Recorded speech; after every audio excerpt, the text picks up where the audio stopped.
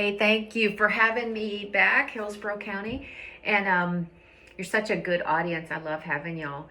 And this may seem a little strange for December to do kind of a coconut curried lentils, but January is going to hit like a bomb, and we all may be looking for something easy and quick to make for dinner that doesn't involve Uber Eats or DoorDash. Ordering in $75, $100 for a family by the time you do, tax and tip and all of that. And so this is a very, very easy, believe it or not, recipe. That they may have looked like a lot of ingredients, but a lot of that might have been spices. But this is a very, very easy recipe. And the reason is the magic of lentils. Lentils are nice and small, and they soak up water very quickly, and they cook very quickly. And that's why I am able to make this soup in 30 minutes or, 45 maybe. Of course, a lot of the cook time is on the stove simmering, and then you're free to do other things like helping kids with homework or folding laundry or just taking a minute and just relaxing. So I started out about a half hour ago putting 1 1/4 cup of lentils into this bowl with just water. And one of the reasons why I do that is because I want to make sure that these beans are fresh. I've had beans that weren't fresh, and they just won't suck up water. And what that tells me is they might be old or stale, and no matter how long you cook them, they will not get soft. In fact, the first time I cooked beans from whole beans, I cooked them and cooked them and cooked them hours and hours and hours, and they just would not get cooked. They wouldn't cook all the way through. And I thought, well, I must suck at beans. And it wasn't the case.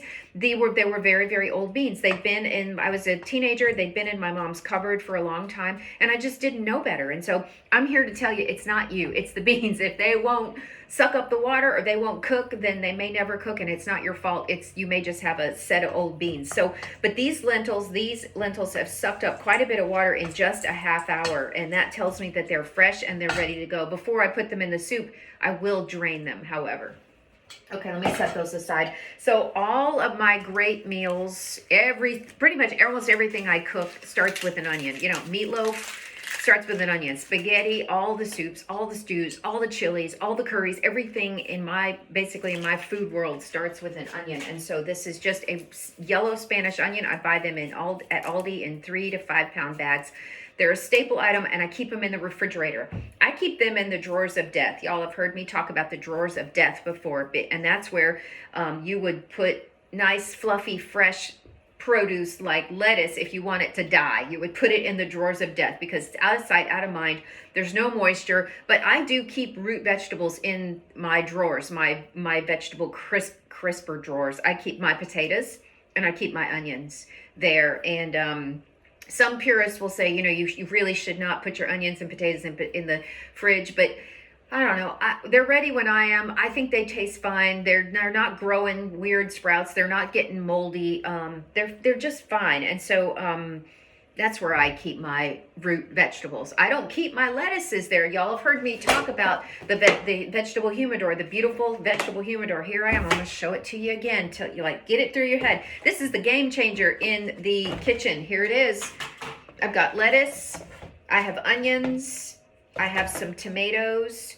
These are all things that if you just left them out in the environment in the refrigerator, they would just die on you. They would lose their moisture content, their rigidity. They wouldn't be edible. They would just get kind of sloppy and soupy. The secret is, tucked in the corner is this wet paper towel, and then with the lid on, I have a very, very humid system. It's very, very humid inside this box, keeps everything nice and crisp. And all this is an old lettuce box. I just ate the lettuce, didn't throw it away, and I keep it at eye level in the fridge. Every time you open the fridge, there's your vegetables staring you down. Hello, lady. Hello, sir. You bought these gorgeous produce, sometimes expensive produce, to get in the belly, not to get in the trash can right here behind me. It's meant to get in the belly. And in order to do this, when you open the fridge, I want it to confront you. I want your fruits and vegetables to say, here we are, let's eat us. Okay, let me get going on my onion. I'm going to demonstrate again how to do an onion. When I teach people how to use knives, I always teach them to cut flat. So With this onion, there's only going to be one kind of scary kind of cut, and it's that first cut because I'm going to get a flat surface. I'm going to use my claw grip. You see my claw grip? I'm pressing down on my wood cutting board with my knife. I'm going to come down on it, and what I've created is a flat surface. You see how steady and sturdy that onion is for my cutting. Right down, that was the top of the onion. That's where the green stuff comes out when it sticks out of the ground. That's how it conducts its photosynthesis. It collects the sun. So I cut the top flat. This is the root end. See all the root, the fuzzy roots? Okay, I'm gonna right through the middle of the root. I am going to use the heel of my hand to push down. That's why we cook standing up, so we can actually use our body as leverage to get over some of these. I do the same thing with potatoes. I stand up, use the heel of my hand as leverage, and get a flat surface on that potato. So here I go, down right the middle, easy, pushing down, safe. Nobody gets hurt, nobody gets cut. And so I'm gonna do, now when I cut the onion, it means, when I cut the onion, it makes it so much easier to peel. I used to, before I started cutting onions this way, I used to just try and peel the onion, and it was hard to do. And now when I cut it, it gives you a little bit of area to get your fingernail with some purchase underneath the skin and peel it off. Look, I just peeled that onion. How fast was that? Throwing away the discards. If you compost, all of this goes in the compost pile. If you're a gardener, you know all of this, it goes in the compost pile. So again, I have a flat surface. Here's my root's over here. I'm coming in, the point of my knife is pointing towards the root, and I'm just gonna make some cuts. I'm not gonna cut all the way through to the root. I'm gonna leave the root intact. So I'm gonna make 8 of these, 9 of these, as many as I can, and then turning the knife the other direction, and look at this gorgeous dice. Boom, dice, dice, dice, dice, dice, dice. Look how fast I have taken this onion. Now, if I weren't talking and demonstrating, I would have done this very, very fast. The more you do it, the faster you get, the easier it gets. I'm gonna start with some oil. Again, pretty much almost everything I do, oil, onion. I got a big kind of a saucepan here that is heating up. The way I know that my oil is ready to go is, one thing, I can put a little piece of onion and it should sizzle. It's sizzled, y'all saw the oil splash. And the other way I know that my oil is ready is it moves quickly across the surface of the pan. Like a cold oil will kind of move slowly, and a hot oil will move real fast across the bottom of the pan. Okay, more onion. Put that in there. Let it kind of get nice and golden brown. Cooking. I don't want to burn it, so I'm going to keep my heat kind of medium. I'm going to do the other, because the recipe does call for a full onion. So I'm going to do the other half. Again, look how easy this is to peel. Peeling this very, very easy. Now today I walked over to Publix with the intention of buying coconut milk, and they didn't have coconut milk. And sometimes they don't. You'll find the coconut milk in the international section of Publix. And it's usually lumped with the Thai cooking. The coconut milk is lumped with the Thai cooking. And this is if you wanted to make the recipe vegan. They didn't have coconut milk today, so I said, okay, how do I pivot? And I pivoted with heavy whipping cream. You could use a light whipping cream that will have lower fat, but I'm going to do a heavy whipping cream. And you know what? I'm probably not going to use the full 1.5 cups because that's a very, very, very fatty recipe. I might just go half and then increase the water. I'll see as I get going. But you can you can make this vegan, you can make it non-vegan, you can decrease the fat by using less of the coconut milk or regular milk, or just using a lighter version. So the recipe calls for some stewed tomatoes. You can do stewed tomatoes, but I just happen to have these fresh tomatoes on hand, and I thought, well, I probably ought to use them. I'm going out of town tomorrow, and I may not get to them before time. These are just little cherry tomatoes. I'm just doing them in half, and they're all going to stew up. But you can use canned. This recipe can be made on a weeknight, believe it or not. And one of the ways you that happens is because you're using some canned ingredients. And one of the canned ingredients that you can use is some stewed diced tomatoes, which I think is a staple ingredient. So in my pantry, there's beans, there's stewed tomatoes, there's always, not always coconut milk. I'm trying to kind of incorporate a coconut milk, always to have some in my pantry, and I just haven't really gotten there yet. I always have some dried peas, typically green peas, just in case I get a ham hock and I'll make a split pea soup, which is one of my favorites. Or I always have lentils. Now, lentils have become a staple because of this. They cook so darn fast. They soak up the water fast and they cook fast. It's the only reason I can make a soup from from dried beans is because it's lentils, and it's because they're nice and small. Small beans cook fast, big beans cook slower. That it's just, it takes more time and temperature to get to the middle of like a big cannellini bean, or like a big, a navy bean. It takes more time and temperature to get to the middle and to penetrate to the middle of that and make it soft, versus a lentil, which is nice and small. That's why we can do this in 30 minutes. So I'm going to turn up the heat and let it really, really get going. Okay, these are cooking. I turned up the heat. And at this point, I'm going to do my garlic. Now, you want to make sure you don't scorch your garlic. So it's good to have other things in the pan so the garlic does not get scorched. And so what I have here is a bulb. This is a bulb of garlic, and I'm going to pull off cloves. I'm going to pull off, the recipe calls for how many? It calls for 3.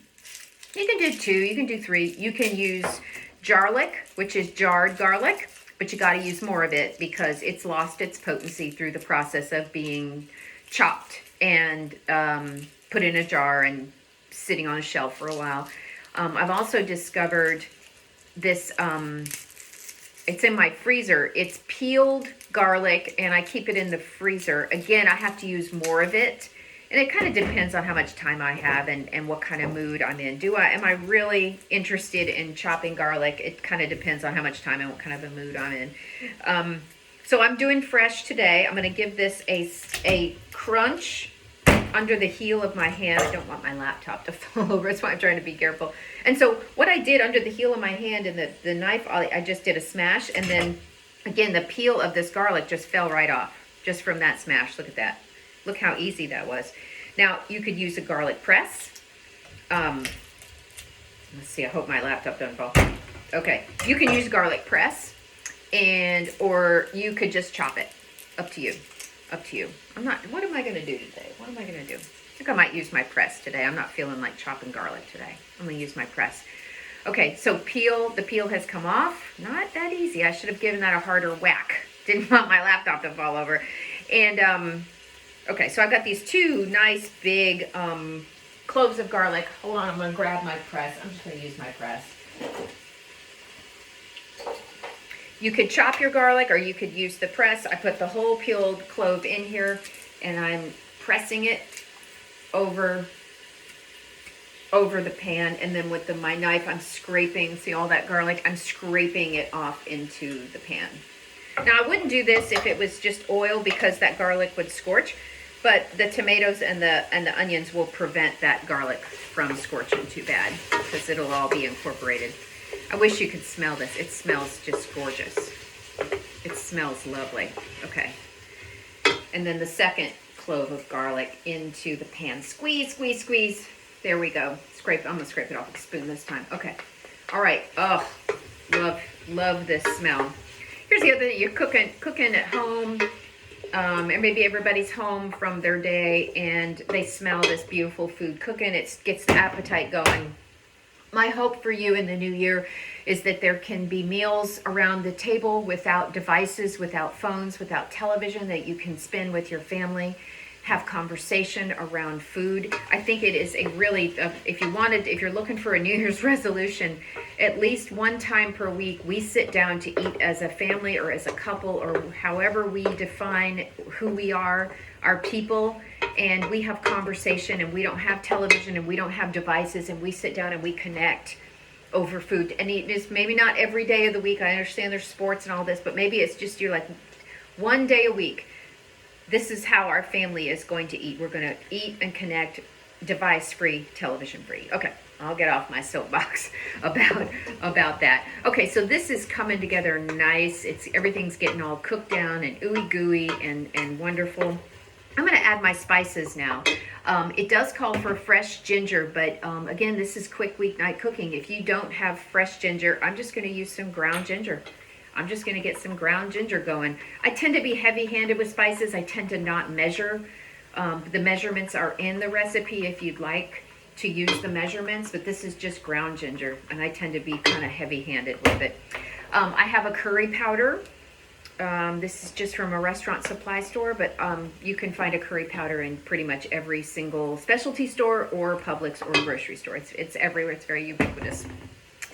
I'm going to do something a little different. I'm going to do some nutmeg. You could do nutmeg, cinnamon. I know these, you may think of these spices as, cinnamon, nutmeg, and allspice. And ginger is like dessert spices or apple pie spices, but these spices are regularly used in all kinds of international cooking, and it adds like an interesting dimension to this stew.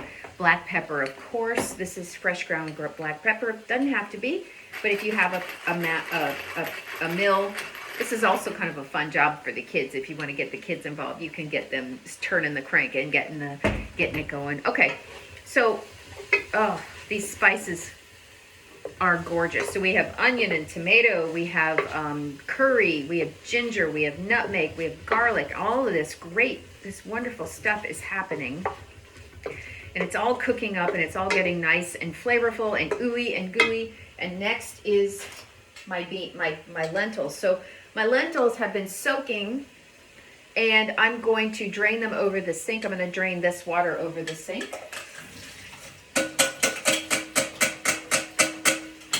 Okay. I'm not going to rinse them because a little bit of the starch is okay. It'll help thicken the soup. I poured my lentils in there. Cooking.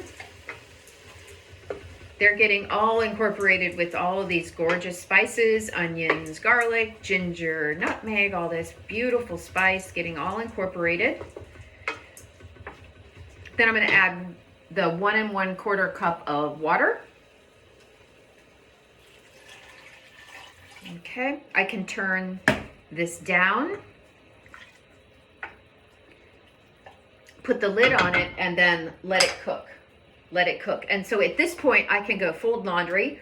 I can go help somebody with their homework. I can just sit and just do whatever I want. I can meditate. I can just do whatever I want, because this takes a little bit of time to cook. Where is my lid? Can't find my lid. Anyway, there it is. Here's my lid. So what I would do is put the lid on it. I'll bring it down to low, and I'm just gonna let everybody cook. Everybody simmer. And this at this point, maybe, I don't know, it depends. It depends on how much water the beans, the lentils soaked up, but this could be 15 minutes, 20 minutes. You're just gonna have to kind of check it and test one of your little lentils should be soft and ready to go. And then the last thing we're gonna do is add either the coconut milk, or in my case, the heavy whipping cream. I'm gonna add the heavy whipping cream, and then I'm gonna add some salt, at the very end, I'm gonna add some salt and then see how much correction I need in that. Also, one thing I forgot to add, this is cayenne pepper, if you want a little bit of heat. So there's a misconception, I think, when people hear the word curry, they think it's automatically it's going to be very, very, very hot. And that is just not the case at all. To me, curry is a lot of kind of interesting and big, lovely kind of aromatic flavors. Curry can be hot, and only if you add chilies. Only if you add cayenne pepper, but this is completely up to you. Curry does not automatically mean hot. I may add a little bit of cayenne at the end because I do like this soup with a little bit of heat, but I don't have to. How am I doing on time? Okay, that actually came together faster than I thought it would, because I really thought it was going to be right up on the wire with this recipe. So at this point, what I want to talk about is the rice. You don't have to serve this soup with rice, but it is kind of nice to serve it over some rice. And I have two kinds of rice here. I have this basmati. This is just, I think it's Aldi or maybe it's Walmart. I'm not sure. It's not fancy. It's just a basmati rice. I either got it at Aldi or Walmart. And the fiber in this white rice is pretty low because it has been polished. And so what that means is that this is brown rice.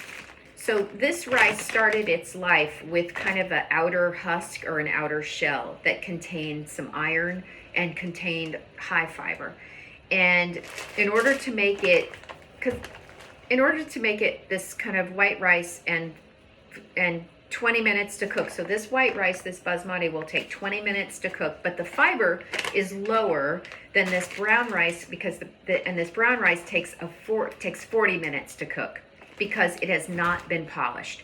So a brown rice, the difference between a brown rice and a white rice is a brown rice has not been polished, meaning its kind of outer husk of fiber has not been removed, and that's why it takes 40 minutes to cook, and that might be why it's a bit more starchy, or maybe you don't like it as much because it's a heavier grain because it's got this additional fiber. But if you are looking to increase your fiber and you want to still enjoy rice, brown rice is the choice for you if you want more fiber. So, but I understand some folks don't really like brown rice. I get that. And so what I do recommend is that you take, I call it the 50-50 quinoa rice cook.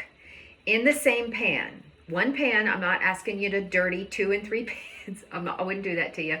One pan, same pan, you do like 2 cups of water, and then you'll do a half cup of white rice and a half cup of quinoa. 20 minutes, they'll both cook. Each of them will be done perfect, ready to go in 20 minutes. So it's a way to, one, introduce quinoa, which is technically a seed, to your family where they may be like, I don't really like quinoa. Don't do that. But if you can mix it in with rice, it might make it a bit more palatable. It's a way to make a grain that has like triple the protein and quadruple the fiber over white rice.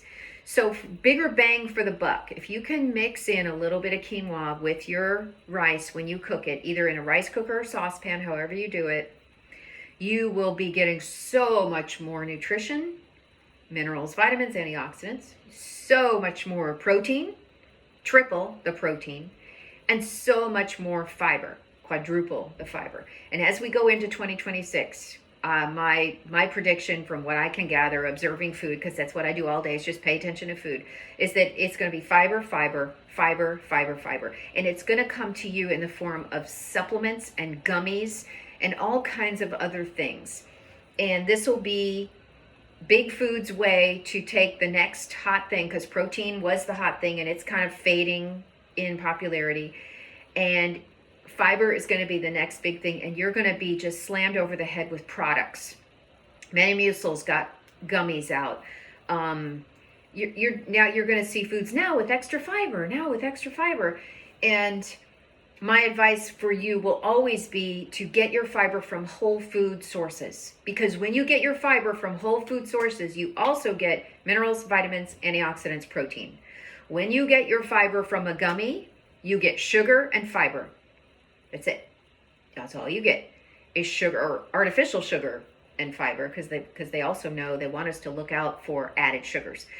When you get your fiber from lentils, you will get protein, minerals, vitamins, antioxidants. When you get your fiber from an apple, you'll get minerals, vitamins, antioxidants. Believe it or not, a little bit of protein. I looked up the protein on a halo, which is a little tangerine. There's a gram of protein in one halo. Now, you might think, well, that's just a gram.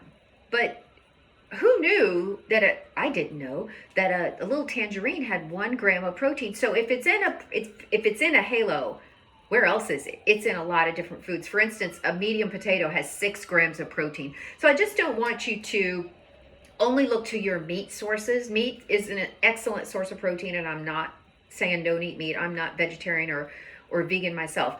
I am saying that the plant world is chock full of protein. And don't discount all the gorgeous protein that you will find in fruits, vegetables, nuts, seeds, beans, legumes, whole grains, which is where you're also going to find the fiber, and it's where you're also going to find the minerals, vitamins, and antioxidants. I know I sound like a broken record, but let's make 2026 about whole foods. Let's get away from foods that came through factories. Let's eat foods like the way they looked as they came from the farm. Okay, look at your food. Does this look like factory food or does this look like farm food? And not perfect, but if you can start to make some changes, slow changes. I'm going to choose more whole foods over processed foods. I'm telling you, will have an easier time if you want weight loss. You will have an easier time if you're trying to manage your blood glucose, if you're trying to bring down that blood pressure. If you want, doc is like, I'm going to put you on a statin if you don't bring that down, that cholesterol. All kinds of good things can happen when we move away from factory foods and move towards whole foods.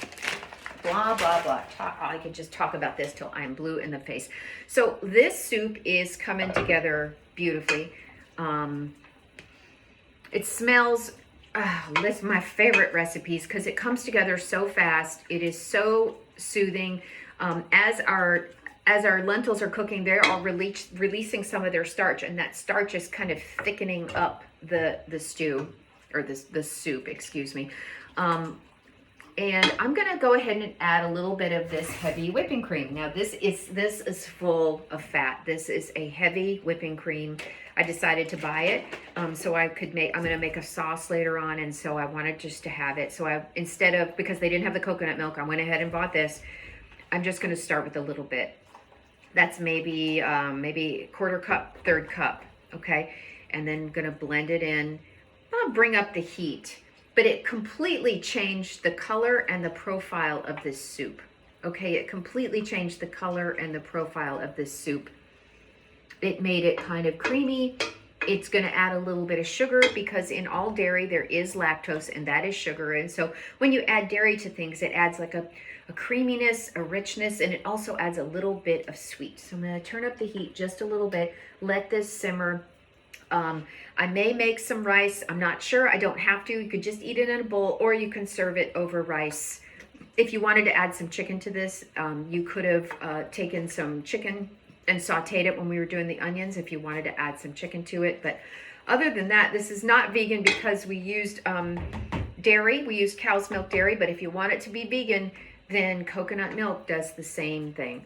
I'm going to taste for salt. And then one thing I might do is I might add just a little bit of sugar just to give it just a little bit of sweet, because that's a cool combo when you got a little bit of sweet, a little bit of nutmeg, a little bit of ginger, and some garlic. I know it sounds strange, but it's all this gorgeous blend of all this kind of interesting things. What an easy soup to make on a weeknight. 30 minutes, it's almost ready to go. You saw how quickly that came together. So I am at 11:28, and I can take any questions if you have any questions, and if not, we'll wrap up in a couple minutes.